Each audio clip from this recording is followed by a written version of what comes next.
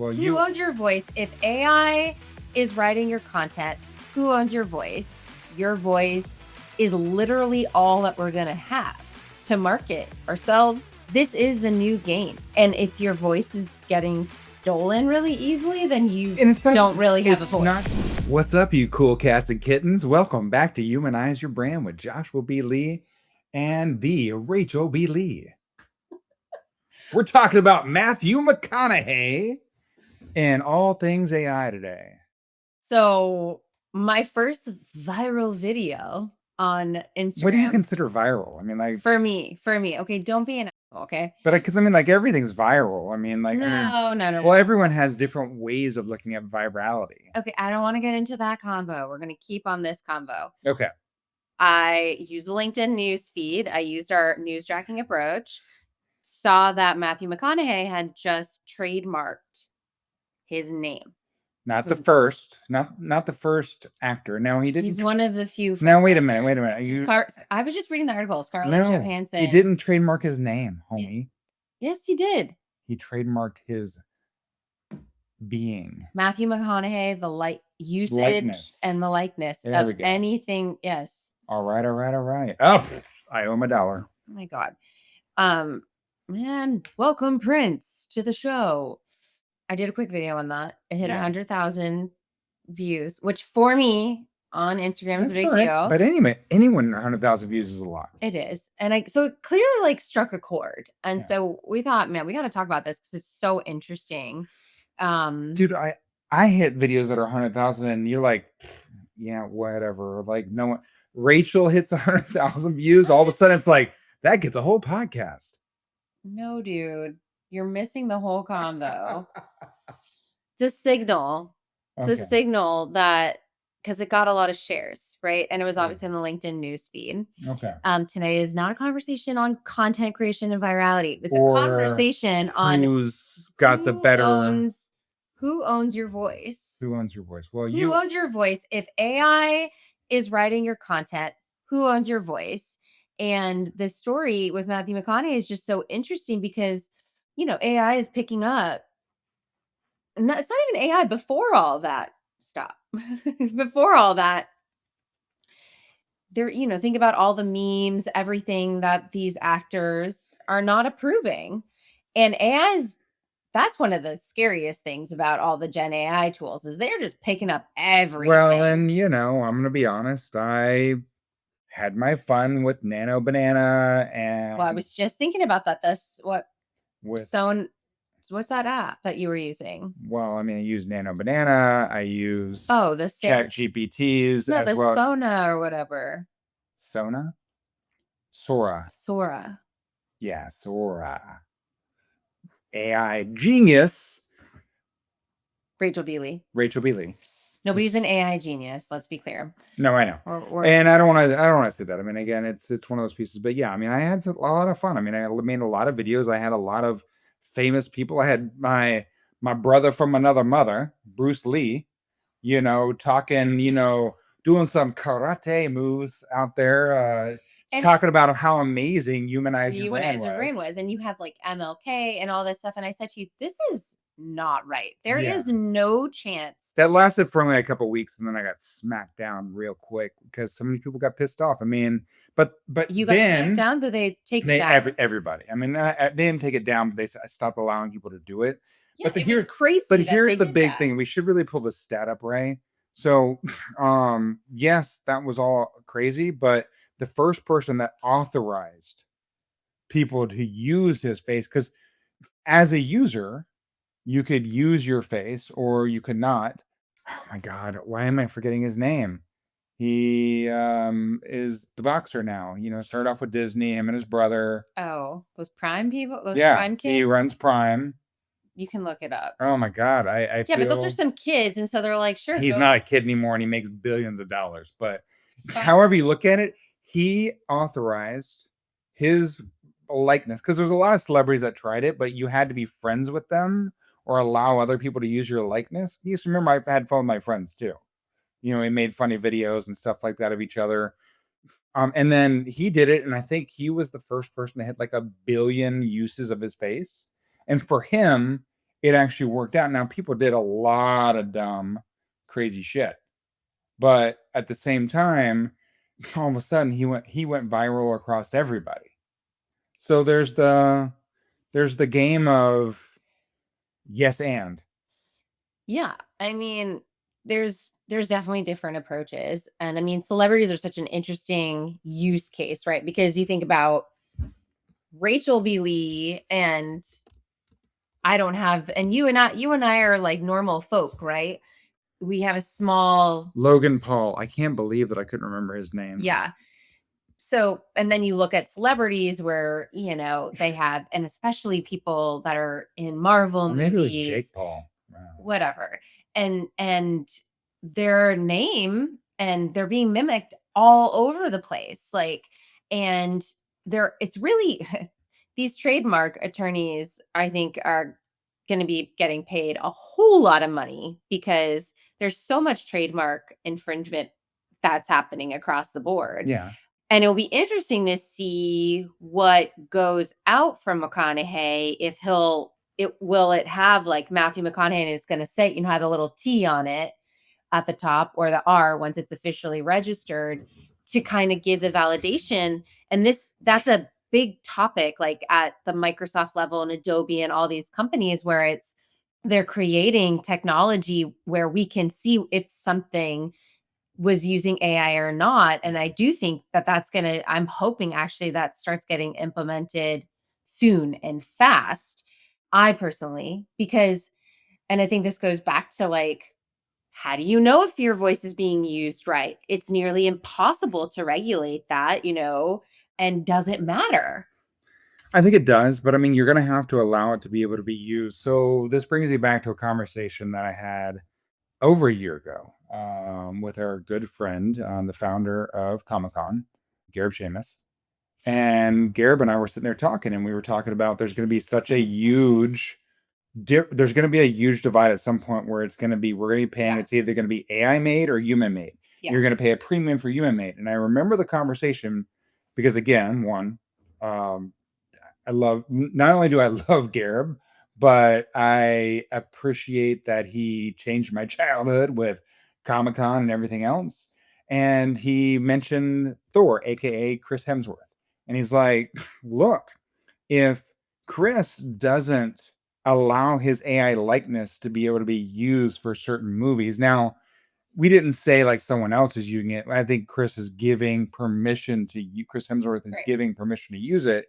And there's going to be an opportunity to miss out because there's only going to be so many movies he can do. And if he doesn't, someone else will. Right. And so if they're making an AI movie and Chris Hemsworth says, no, I don't want AI likeness. Right. So he's going to eventually do it. So yes, you are going to have, each and every one of us are going to have to own that AI likeness. And I mean, even if you go back even before that, when all this stuff started kicking in, I mean, all the extras were getting pissed off because people were using their likeness in the movie industry, and they were like, "Well, I don't need extras anymore, right? Like, I'll just superimpose all the people." I mean, our illustrious president, I think, had a lot of AI generated people in the crowds of his rallies. So, I mean, it's been happening for a while. Now, I get these are famous people. Like you said, well, we're just, normal people. How would you feel if all of a sudden people wanted to use Rachel B. Lee? I feel great as long as I Would knew you be that excited that I would. you were perceived influential enough? Yes. I think Because I think it's a different story, right? For who you are. I'd want to know though how it's being used, and I would want to be getting So parameters. yeah, and Right. I'd want some royalties on that, man. Mama want to get paid. Yeah, yeah, like and absolutely right. Like this is the new game. This is the new game. Personal brand, your voice is literally all that we're gonna have to market ourselves, our companies, everything.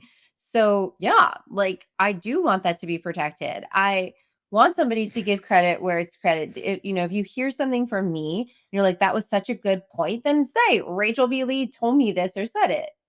Okay. So, our faces are like fingerprints, right? And this is the other aspect that you have it as well. I mean, like, look, for Apple, for iPhone, we use our face to unlock the phone. What about the security aspects of it? Because we've been given permission for our face likeness to companies for years. Yeah. Metaverse just collapsed, but for the metaverse, they were like, okay, let's try and figure out. You're trying to build your avatar to look exactly like you, and you're allowing them to use pictures to Yeah. create this digital, not even close to your likeness, but like close enough that at the time, Yeah. there's so many things to be able to think about this. Matthew McConaughey is someone that is at least forward thinking about what's happening, where everything's going. I mean, I've always appreciated his take on life and business. I mean, it's funny. He's also investing in an AI video company. Forgot the name of it. He's I very. tried to use it to make a video of Matthew McConaughey, for us when Sora was first launched, and I honestly had a hard time doing it because it wouldn't even allow us to be able to kind of pull him up even prior to him doing this. Yeah. Because I wanted a Wooderson. Yeah. Do you know what I'm saying when I say Wooderson? Not really. From the movie What movie? Dazed and Confused? Yes. See, people, this is what you do when you get excited that your wife is paying attention to things that were made before she was born. Can I tell you something? Oh my God, don't say it. I guessed, but I had a feeling that's what it was. Like, I don't really remember. I'm not like a big Dazed and Confused person. We got to realize. I think we should watch it like now. I've been in Austin for over 20 years. Dazed and Confused was filmed here and right outside of Austin. Yes. Matthew McConaughey lived here for many years. I mean, I had fun with this, right? Lives here now. Big UT guy. Yeah. So just to kind of move the conversation into like, here's what's happening. It begs the question on, so what can we learn from this, And we've been talking about this on a lot of episodes and a lot of content, that we're not training AI. We're actually in our interview too, that with Sarah, around just taking the time and space to really know your own IP, right? Meaning, what's your intellectual property? Cut that, reset it. What's your personal intellectual property? And I think we should talk about this for a second because everyone's using AI. Yeah. And so part of the job to be done for each of us is to really think about what's our IP? How do we then train the LLM of your choice to use that voice? Does everyone have an IP? I think so. Right? Because there's a lot of people that just copy someone else's. Well, this is what our big message with everything we do with Humanize, everything we're about is that, yes, actually, you do have a perspective, you have experiences and credibility that others don't, which is why this is a branding conversation. You get to uncover like really what makes you you. And Josh, what is one of the core pieces of that journey to figure out what's you and makes you different?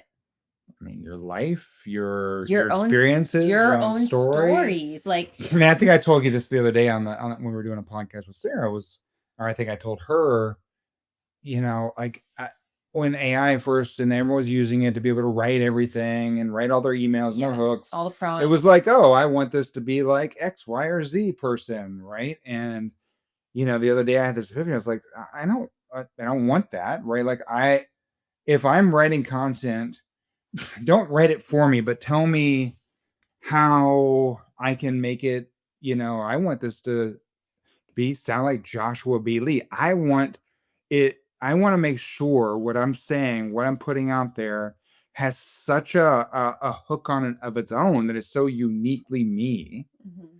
And that it can't be replicated. That it can't be replicated. And right. Or it could be later on. People would want to try to replicate it, right? And so like that's another aspect as well too. Yeah.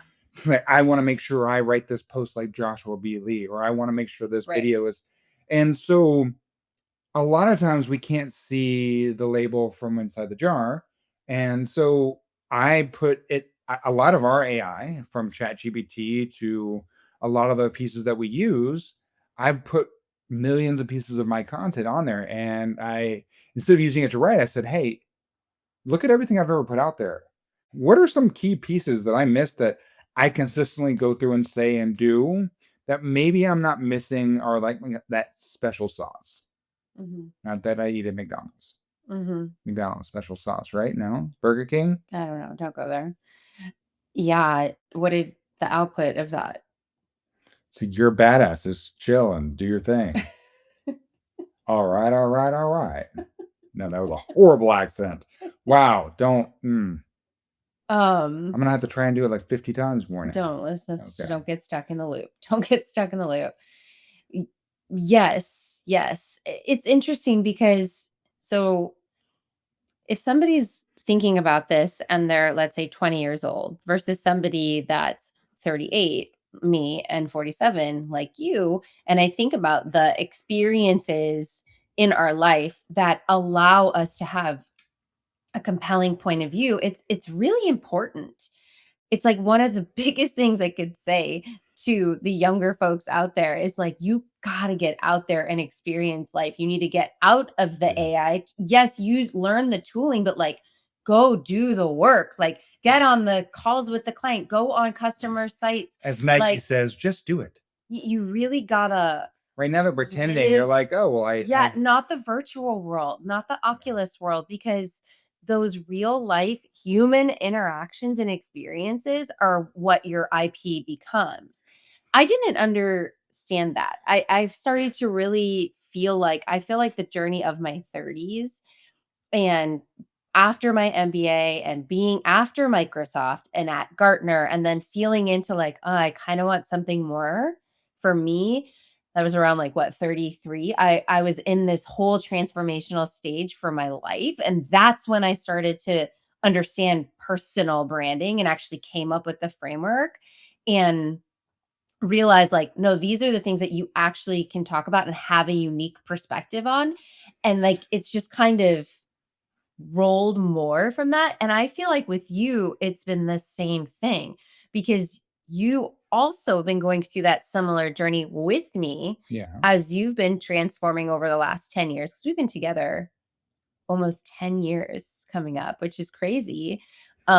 So when I think about like where Joshua Beely was when we first met, right? And where you are today and your position in the market, Yeah, we've been together 10 years. Like I'm fixing her necklace. like, it wasn't like that, you know? It was also some of me giving you confidence and you giving me confidence and like, "No, you're really good at this." And like, "No," like other people, I remember, former employees of ours saying like, "Josh, you can like you see what's next. You see what people aren't seeing in the market, right? Like that's a superpower for you." But I don't think you realize that, right? And now that's become part of how you communicate. Yeah, And we'll just use AI to do that, right? well, now you're using AI as your agent to enable Right. your brain. But let me And ask you that's this, what's right? powerful. So here's the thing. Like, we talk about being able to go through and look at this aspect and being able to have AI be able to be representative of us, not allowing others to be able to use AI to pretend to be us. Right. What I mean, you talk about what makes us us, what makes our story ours. It was interesting. I had this group reach out to me, and I didn't tell you about this. It's like yesterday, the day before, and they're like, "Hey, we're doing this new group of founders right around the kind of country, blah blah blah," and it said that this was the guy's name was gonna read. He wanted to talk to me. He wanted personally. He's like wanted to make sure I was in part of the Austin chapter. And I said, "Okay, cool. I'm happy to have the conversation." And then I had Jennifer, like I guess, sign the whatever, the calendar thing.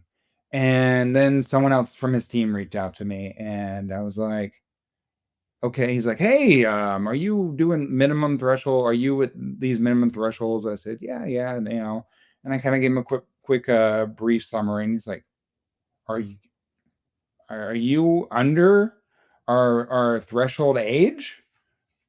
Question mark, question mark. And I'm like, yeah, yeah, by a good shot, I'm good.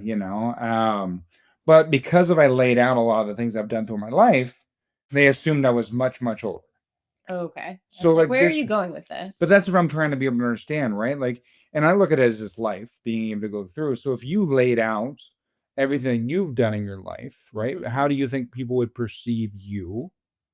Would they say that, wow, she's done a lot in her life, a little in her life? Because I mean, like, when we talk about these people, when we talk about owning your story, when we talk about the value of it, you have to be able to value it first, right? But I mean, like, we always look at personal branding as how you see yourself and how the world sees you.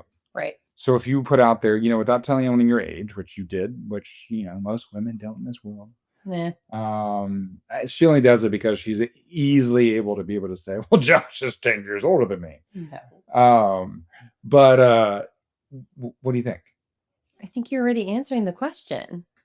Fine. Yeah. Okay. Like, I mean, we both have a lot of experiences, and, I think to You create think your that's a own good thing for IP. someone to be able to do, to be able to lay out all their aspects? And Well, that's like a resume. I mean, that's part of the first job of a resume. I know what you're talking. I know you that. don't put all that on a resume. No, but I'm saying your origin story, our version of a Okay. resume Okay. almost, I right? just want to make sure we get to the right. Yeah, like those start to become your differentiators, and those are so important as you develop your profiles inside these LLMs. Like the more intricate you can get, the better.